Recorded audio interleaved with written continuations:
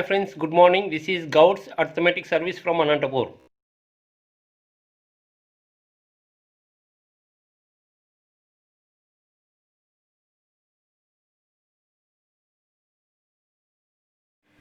రెండు త్రిభుజ భుజాల పొడవులు 3, 4, 5 మరియు 6, 8, 10 అయితే వాటి రెండిటి వైశాల్యాల మధ్య వ్యత్యాసం ఎంత?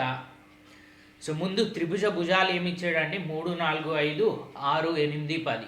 త్రిభుజ వైశాల్యం కనుక్కోవడానికి ఒక 6-7 ఫార్ములాస్ ఉన్నాయి. ఆ 6-7 ఫార్ములాస్లో నేను ఇక్కడ ఏ ఫార్ములా అప్లై చేయాలి? 3 భుజాలు ఇచ్చినప్పుడు అప్లై చేసే ఫార్ములా ఒకటి ఉంది, √s into s minus a into s minus b into s minus c. అది ఎప్పుడు అంటే త్రిభుజం యొక్క 3 భుజాలు ఇచ్చి త్రిభుజం లంబకోణ త్రిభుజం కాకపోతే √s into s minus a, s minus b, s minus c formula apply చేస్తాను. బట్ ఇక్కడ త్రిభుజ భుజాలు ఏమున్నాయి? 3, 4, 5. సో 3, 4, 5 అంటే 3² + 4² = 5². పైథాగరియన్ ట్రిప్లెట్స్ 3, 4, 5 అనేది. అంటే ఇది ఖచ్చితంగా లంబకోణ త్రిభుజం. 3, 4 ఇటు సైడ్ ఉండాలి, 5 ఖచ్చితంగా కర్ణం అయి ఉండాలి. 3, 4 రివర్స్లో అయినా ఉండే ఛాన్స్ ఉంది, 5 మాత్రం ఖచ్చితంగా కర్ణమే అయి ఉండాలి. సో లంబకోణ త్రిభుజానికి ఏరియా వైశాల్యానికి ఫార్ములా ఏంటి? 1/2 ఇంటూ భూమి ఇంటూ ఎత్తు వేయచ్చు నేను. 1/2 ఇంటూ భూమి 4, ఎత్తు 3. సో 1/2 ఇంటూ భూమి ఇంటూ ఎత్తు వేసాను ఈ త్రిభుజం యొక్క వైశాల్యం. సో 3, 4, 12, 12/2 అంటే 6. ఇవి 2 సెంటీమీటర్లో ఉన్నాయి కాబట్టి ఇవి చదరపు సెంటీమీటర్ లేదా స్క్వేర్ సెంటీమీటర్స్లో వస్తుంది. నెక్స్ట్ రెండో త్రిభుజం 6, 8, 10. మళ్ళీ చూశాను 6, 8, 10 కూడా నాకు పైథాగరియన్ ట్రిప్లెట్సే. ఎందుకంటే ఇప్పుడు 3, 4, 5 ఉన్నాయి కదా, వీటన్నిటిని ఒక నంబర్తో 2తో మల్టిప్లై చేయండి. 2 3 = 6, 2 4 = 8, 2 5 = 10. సో వీటన్నిటిని ఏ ఎన్ అనే నంబర్తో మల్టిప్లై చేసినా ఈ నంబర్స్ వస్తే, సో 3n, 4n, 5n ఫార్మాట్లో ఉన్నాయి నంబర్స్. 3 × 2, 4 × 2, 5 × 2. సో ఇవి కూడా పైథాగరియన్ ట్రిప్లెట్సే అవుతాయి.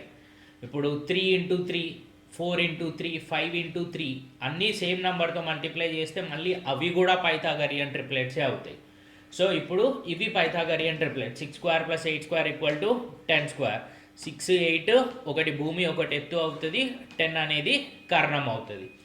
సో ఇప్పుడు ఈ త్రిభుజంకి మళ్ళీ వైశాల్యం కనుక్కుంటే 1/2 ఇంటూ భూమి ఇంటూ ఎత్తు, 1/2 ఇంటూ భూమి ఇంటూ ఎత్తు. 6 × 8 48, 48/2 24 స్క్వేర్ సెంటీమీటర్స్. వాడు అడిగింది ఈ రెండు త్రిభుజాల యొక్క వైశాల్యానికి వ్యత్యాసం కనుక్కోవాలి. సో వ్యత్యాసం ఎంత? 24 - 6 18 చదరపు సెంటీమీటర్లు. నెక్స్ట్ క్వశ్చన్ అండి. 20 చదరపు సెంటీమీటర్లు వైశాల్యంగా కలిగిన ఒక లంబకోణ త్రిభుజం యొక్క ఒక భుజం 4 సెంటీమీటర్లు. సో లంబకోణానికి ఆనుకుని ఉన్న ఒక భుజం పొడవు 4 సెంటీమీటర్లు అయితే ఆ త్రిభుజంలో కర్ణానికి గీసిన ఎత్తు యొక్క విలువ ఎంత? సో లంబకోణ త్రిభుజం ఉంది, లంబకోణానికి ఆనుకుని ఉన్న ఒక భుజం 4 సెంటీమీటర్లు ఉండాలి. అండ్ ఈ లంబకోణ త్రిభుజం యొక్క వైశాల్యం ఎంత అంటే 20 చదరపు సెంటీమీటర్లు ఇచ్చాడు. సో లంబకోణానికి ఆనుకుని ఉన్న ఒక భుజం 4 అని ఇచ్చాడు. సో ఇంకా నాకు మిగిలినవి ఏం తెలీదు, నేను అన్నీ అజ్యూమ్ చేసుకుంటున్నా. ఇది 4 అనుకుంటే ఇది నెక్స్ట్ x అనుకున్నా, నేను కర్ణం పొడవు y అనుకున్నా. వాడికి కావాల్సింది ఏంటి అంటే ఈ కర్ణానికి గీసిన ఎత్తు.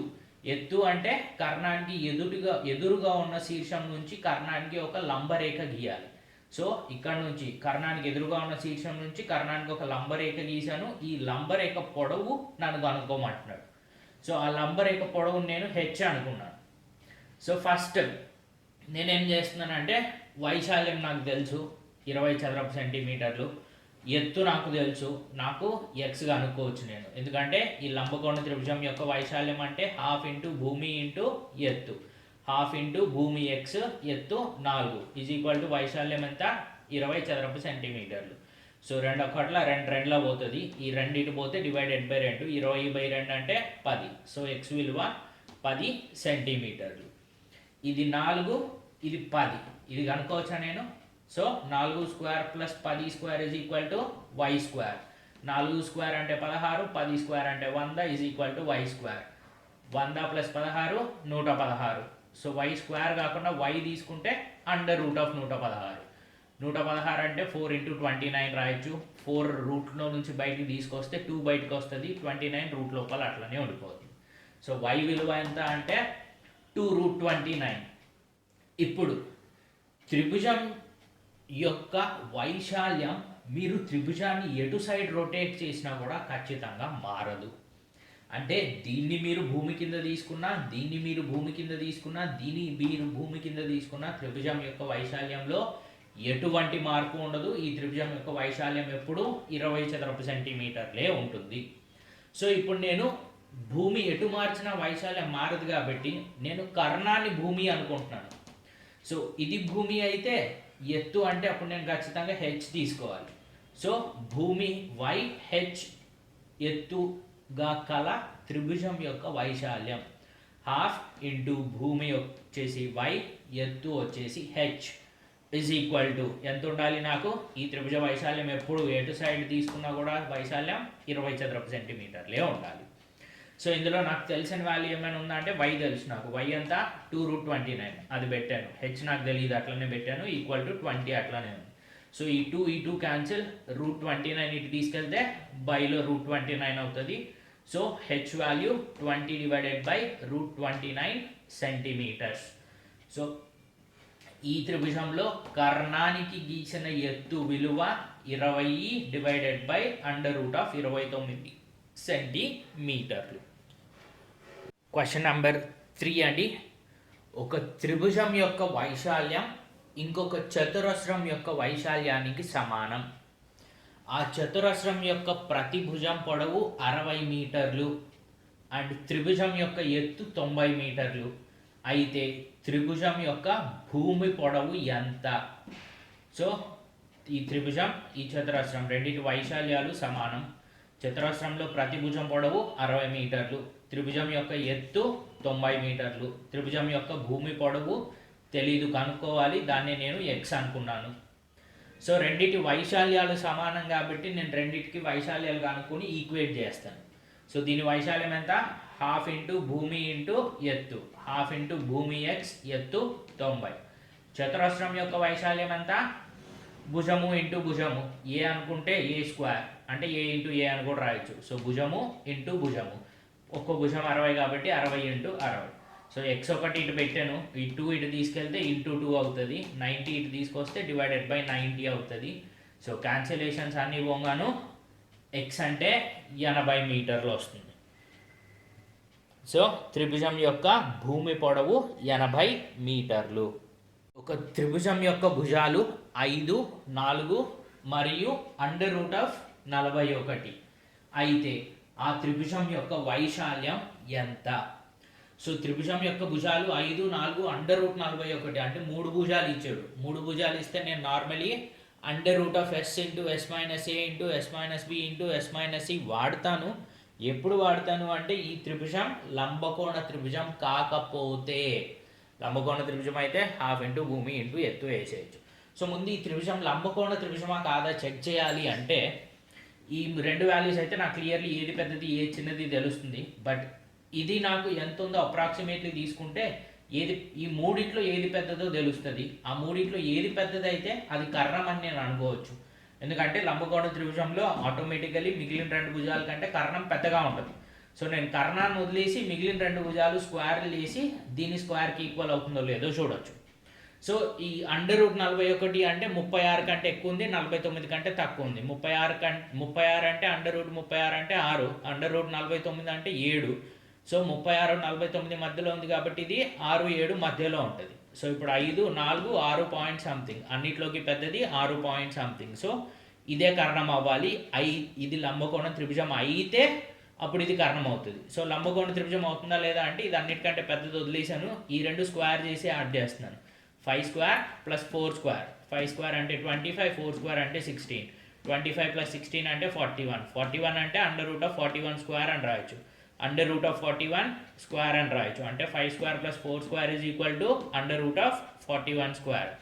సో భూమి స్క్వేర్ భుజము స్క్వేర్ ప్లస్ భుజము స్క్వేర్ ఈజ్ ఈక్వల్ టు కర్ణము స్క్వేర్ వచ్చింది కాబట్టి ఇది ఖచ్చితంగా లంబకోణ త్రిభుజం. అందులో మూడింట్లో పెద్దగా ఉన్న వాల్యూ కర్ణం, మిగిలిన రెండు మీ ఇష్టం ఎట్లయినా గీసుకోండి. సో ఇప్పుడు ఈ లంబకోణ త్రిభుజంలో వైశాల్యం కనుక్కోవాలి. వైశాల్యం హాఫ్ భూమి 5, ఎత్తు 4. సో 5 4 20, 20/2 10. సో వైశాల్యం 10 చదరపు సెంటీమీటర్లు. ఏ సెంటీమీటర్లు భుజం పొడవుగా కలిగిన ఒక చతురస్రం మరియు ఒక సమబాహు త్రిభుజం ఉంటే ఆ చతురస్రం మరియు సమబాహు త్రిభుజం యొక్క వైశాల్యాల నిష్పత్తి ఎంత? చతురస్రం ప్రతిభుజం ఏ, సమబాహు త్రిభుజం అంటే అన్ని భుజాలు సమానంగా ఉండాలి, దీనికి కూడా భుజం పొడవు ఏ. సో ఇట్లా ఒక చతురస్రం ఒక సమబాహు త్రిభుజం ఉంటే వాటి వైశాల్యాల నిష్పత్తి ఎంత? సో చతురస్ర వైశాల్యం ఇస్టు త్రిభుజం యొక్క వైశాల్యం, సమబాహు త్రిభుజం యొక్క వైశాల్యం ఎంత? చతురస్రం యొక్క వైశాల్యం ఇది ఏ అయితే a into a, side into side, side square a square. సమబాహు త్రిభుజం యొక్క వైశాల్యం √3/4 times of side square, √3/4 times of side a కాబట్టి ఏ స్క్వేర్. సో ఈ చతురస్రం యొక్క వైశాల్యాల ఫార్ములా, ఈ త్రిభుజం యొక్క వైశాల్యాల ఫార్ములాస్ ఆల్రెడీ నేను జామెట్రీలో డిస్కస్ చేశాను. సో మీకు ఏమైనా డౌట్ ఉంటే జామెట్రీ వీడియోలోకి వెళ్ళి చూసుకోండి. త్రిభుజ వైశాల్యాలు అన్నీ అక్కడ డిస్కస్ చేశాను. సో ఇక్కడ డైరెక్ట్లీ వాడేస్తున్నాను నేను. సో ఇది ఏ స్క్వేర్, ఇది √3/4 ఏ స్క్వేర్. వీటి రెండింటికి నాకు నిష్పత్తి కావాలి. ఏ స్క్వేర్ క్యాన్సర్, 4 ఇటు వచ్చేస్తుంది, 4:√3. సో చతురస్ర వైశాల్యం ఇస్టు త్రిభుజం వైశాల్యం 4:√3 ఉంటాయి. త్రిభుజం యొక్క మూడు భుజాలు 3:5:7 నిష్పత్తిలో ఉండి ఆ త్రిభుజం యొక్క చుట్టుకొలత 30 సెంటీమీటర్లు అయితే ఆ త్రిభుజం యొక్క అతి పొడవైన భుజం యొక్క పొడవు ఎంత అని అడిగాడు. సో త్రిభుజంలో మూడు భుజాలు 3:5:7లో ఉన్నాయి. అంటే ఒక త్రిభుజం 3A అవుతే ఇంకో త్రిభుజం 5A, ఇంకో త్రిభుజం 7A అవుతుంది. సో చుట్టుకొలత అంటే మూడు భుజాలని యాడ్ చేస్తే వచ్చేది చుట్టుకొలత. 3A + 5A + 7A is equal to ఎంత ఇచ్చాడు చుట్టుకొలత? 30 సెంటీమీటర్లు. 3 5 8, 8 1 7 15. So 15A is equal to 30. So A is equal to 2 సెంటీమీటర్లు. సో ఏం తీసుకొచ్చి ఇక్కడ పెట్టాను అనుకోండి, 3 × 2 6, 5 × 2 10, 7 × 2 14. మూడింట్లో అతి పొడవైన భుజం ఎంత? 14. సో అతి పొడవైన భుజం 14 సెంటీమీటర్లు. భూమి 10 సెంటీమీటర్లు, ఎత్తు 26 సెంటీమీటర్లుగా గల త్రిభుజం వైశాల్యం ఎంత? త్రిభుజ వైశాల్యం ఫార్ములా హాఫ్ ఇంటూ భూమి పొడవు ఇంటూ ఎత్తు. భూమి పొడవు 10, ఎత్తు 26. సో 2 1 2 13, 13 × 10 130. ఇది 2 సెంటీమీటర్లు ఇచ్చాడు కాబట్టి సెంటీమీటర్ స్క్వేర్ లేదా స్క్వేర్ సెంటీమీటర్స్ లేదా చదరపు సెంటీమీటర్లు. ఒక సమద్విబాహు త్రిభుజం యొక్క మూడు భుజాలు 3:3:5 నిష్పత్తిలో ఉంటే ఆ సమద్విబాహు త్రిభుజంలో సమాన పొడవు గల భుజాల పొడవు 6.6 సెంటీమీటర్లు అయితే ఆ సమద్విబాహు త్రిభుజం యొక్క చుట్టుకొలత ఎంత? సమద్విబాహు త్రిభుజం అంటున్నాడు కాబట్టి రెండు భుజాలు మాత్రమే సమానంగా ఉండాలి.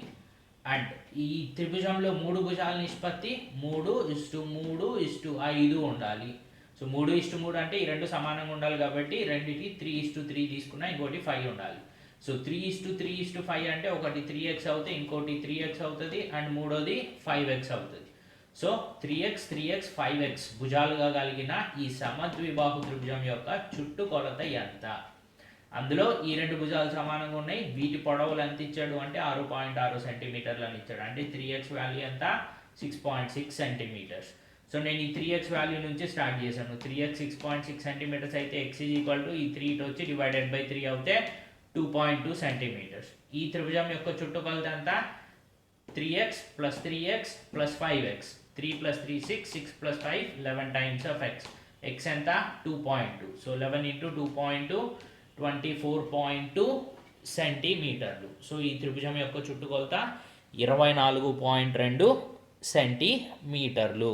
ఒక త్రిభుజం యొక్క రెండు భుజాలు 3.4 మరియు 5.2 అయితే ఆ త్రిభుజం యొక్క మూడవ భుజం x విలువ ఎంత ఉండొచ్చు? సో ఆప్షన్లో చూస్తే వాడు అన్ని ఆప్షన్లు రేంజెస్లో ఇచ్చాడు నాకు. So exactly X is equal to ఒక నంబర్ అని ఇవ్వకుండా X is greater than some number, X is less than some number అని ఇచ్చారు. సో ఆటోమేటికలీ నాకు ఆప్షన్స్ చూడంగానే ఏం గుర్తొస్తుంది అంటే త్రిభుజం యొక్క ప్రాథమిక లక్షణాలు గుర్తొస్తున్నాయి. అక్కడ నుంచే నాకు త్రిభుజం యొక్క మూడో భుజానికి రేంజెస్ కనుక్కోవడం ఈజీగా ఉంటుంది. సో త్రిభుజం ప్రాథమిక లక్షణాలు ఇట్లాంటిదో త్రిభుజం ఇచ్చాడు, ఒక భుజం 3.4, ఇంకో భుజం 5.2, ఈ భుజం యొక్క రేంజ్ కనుక్కోవాలి నేను. సో త్రిభుజ ప్రాథమిక లక్షణాలు ఏంటి అంటే ఏ రెండు భుజాల మొత్తమైనా మూడో భుజం కంటే ఎక్కువ ఉండాలి.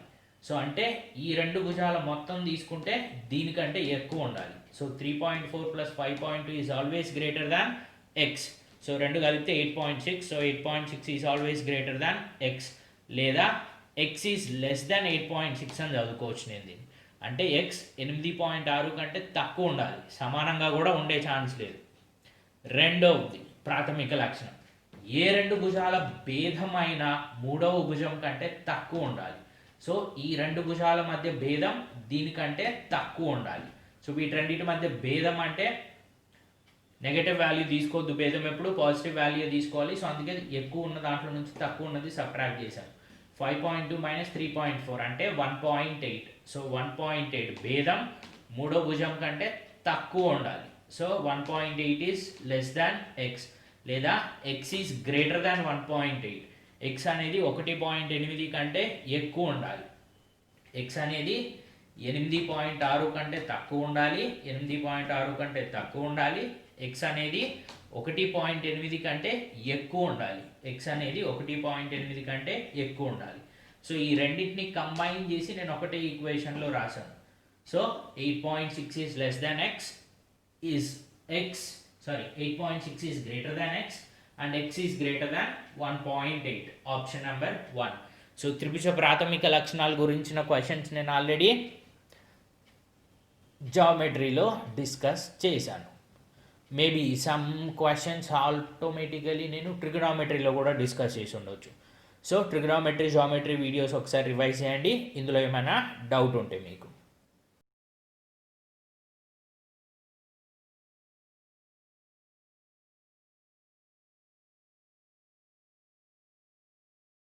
ఇంతకు మధ్యగతం అంటే ఏంటండి?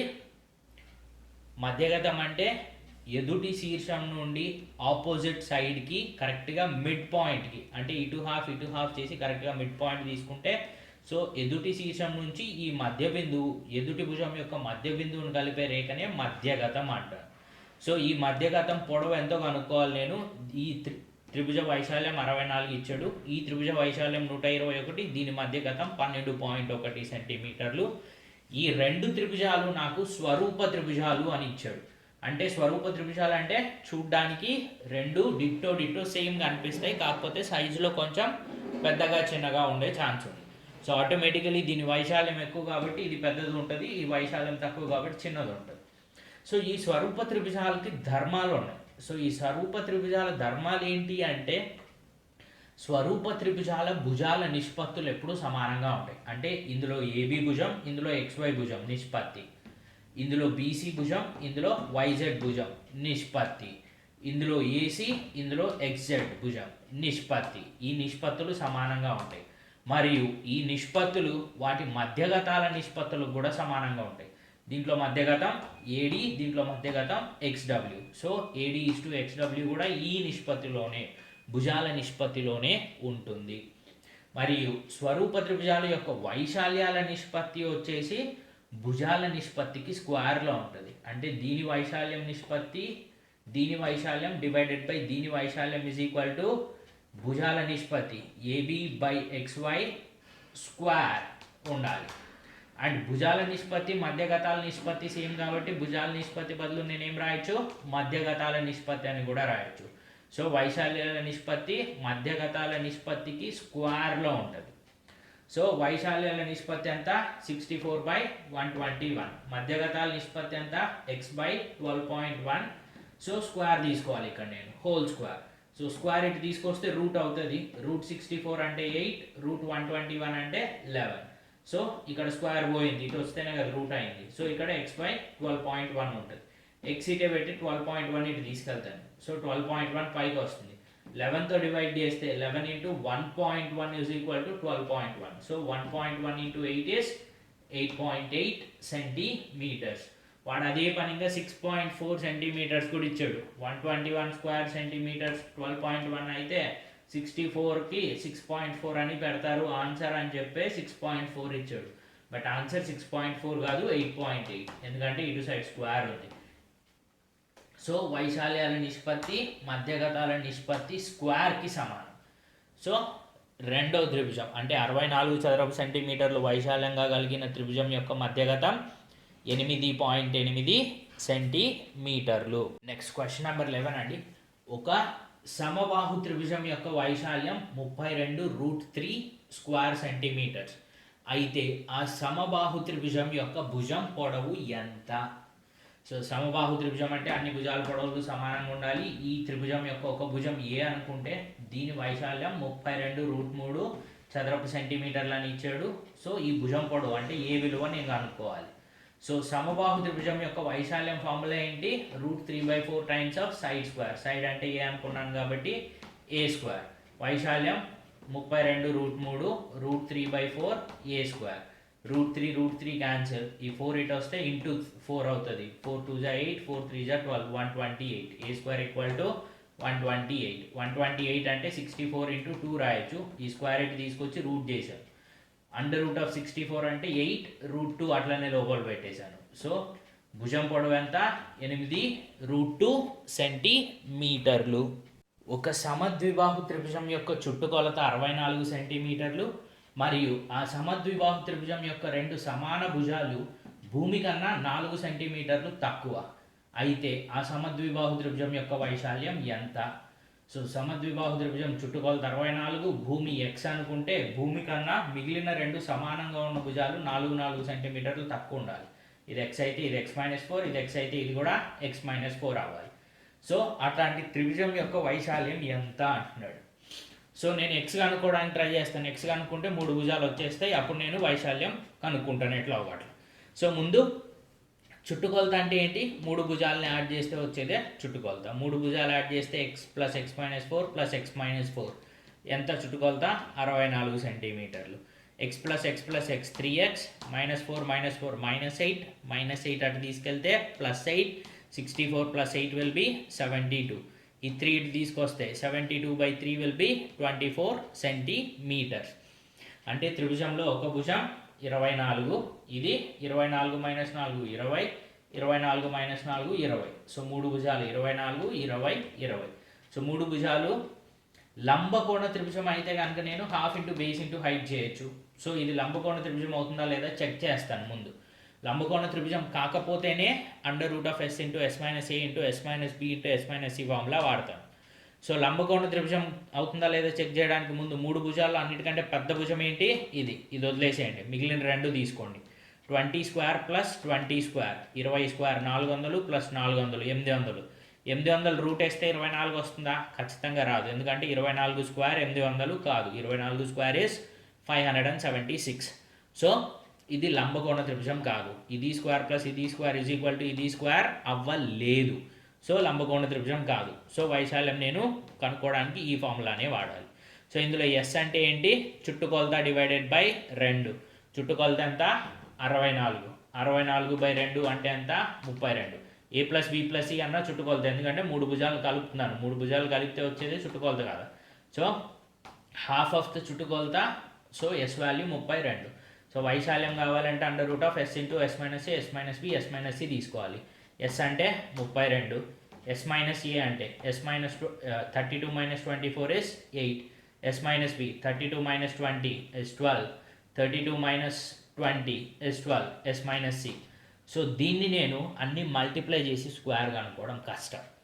సో అందుకే ఏం చేస్తున్నానంటే చిన్న చిన్న నంబర్ల కింద నాకు తెలిసిన అన్ని నంబర్ కింద రిపీట్ అయ్యే నంబర్స్ కింద రాసుకుంటున్నాను. 32 అంటే 8 × 4 రాయొచ్చు. 8 × 4 32. 8 అట్లే రాశాను. 12 అంటే 3 × 4, 12 అంటే మళ్ళీ 3 × 4 రాశాను. సింపుల్గా మీరు ఈ రెండిట్లో నుంచి ఒక 12 బయటికి తీసేయవచ్చు. 2 12లే ఉన్నాయి కదా. సో 2 12లు ఉంటే 12² రూట్లో నుంచి బయటికి తీసుకెళ్తే ఒక 12 బయటికి వస్తుంది. సో నేను 3 × 4 అనేది తీసాను. 3 × 4 3 × 4 ఉంది, 2 ఉన్నాయి కాబట్టి ఒక 3 × 4 బయటికి తీసుకొచ్చాను. 8 ఇంటూ 8 రెండు ఉన్నాయి కాబట్టి ఒక 8 బయటికి తీసుకొచ్చాను. 4 ఉంది, అండర్ రూట్ ఆఫ్ 4 అంటే 2 అని రాయొచ్చు. సో ఒక 2 బయటకు వచ్చింది. సో రూట్లో నుంచి ఇవన్నీ బయటకు వచ్చాయి. 8 3 24, 24 ఇంటూ 4 96, 96 ఇంటూ 2 192. సో ఈ త్రిభుజం యొక్క వైశాల్యం 192 చదరపు సెంటీమీటర్లు.